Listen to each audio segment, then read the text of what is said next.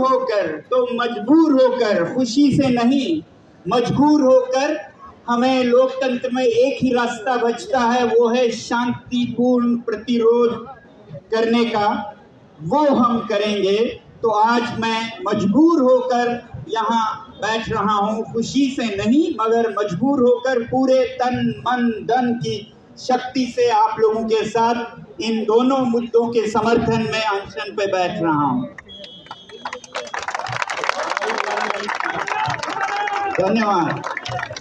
बहुत लोग मुझसे पूछते हैं, आप तो लद्दाख में एक आंदोलन कर रहे थे पर्यावरण और संस्कृति के संरक्षण, लोकतंत्र की बहाली के लिए, आप ये सीजेपी के साथ, कॉकरोच जनता पार्टी के साथ क्यों जुड़े हैं? असल में बात बताऊं तो शिक्षा जो कि यहाँ मुद्दा है जेपी का, ये मुद्दा मेरे दिल के करीब पिछले 40 सालों से रहा है। जब से मैं खुद एक विद्यार्थी रहा हूँ तब से मेरा जीवन शिक्षा पर ही काम करते गुजरा है। हालांकि मैंने इंजीनियरिंग की थी, मैंने कभी इंजीनियरिंग का जॉब नहीं लिया या कोई सिविल सर्विसेज नहीं दिया, क्योंकि मुझे लगा कि सारे मसलों की कुंजी यानी कि चाबी शिक्षा में है, उसी को हल करना होगा, उसी का दरवाजा खोलना होगा। तो लद्दाख के पर्यावरण से भी पहले शिक्षा पर मैं काम करता आया हूँ। और जब कुछ युवा ने ये आवाज उठाई कि शिक्षा में समस्या है और उसके लिए हम आवाज उठा रहे हैं, तो मैं कैसे खामोश रह सकता था?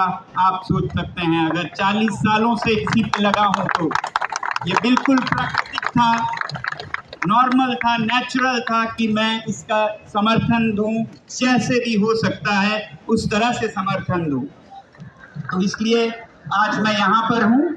साथ ही साथ हाँ, शिक्षा के द्वारा एक तो हम व्यक्तिगत बच्चों को जो कि बड़े होते हैं, नागरिक बनते हैं, उनका जीवन बनाएं, मगर फिर पर्यावरण के साथ देश का दूरगामी एक दिशा दें। उसके लिए मैं जुड़ा रहा, शिक्षा के द्वारा पर्यावरण के क्षेत्र में पहुंचा।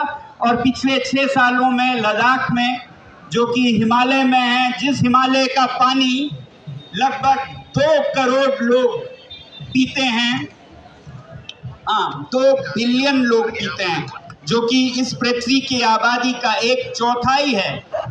तो उस हिमालय के पर्यावरण की सिर्फ लद्दाख के लोगों की नहीं, हम सब की जिम्मेदारी है। तो इसलिए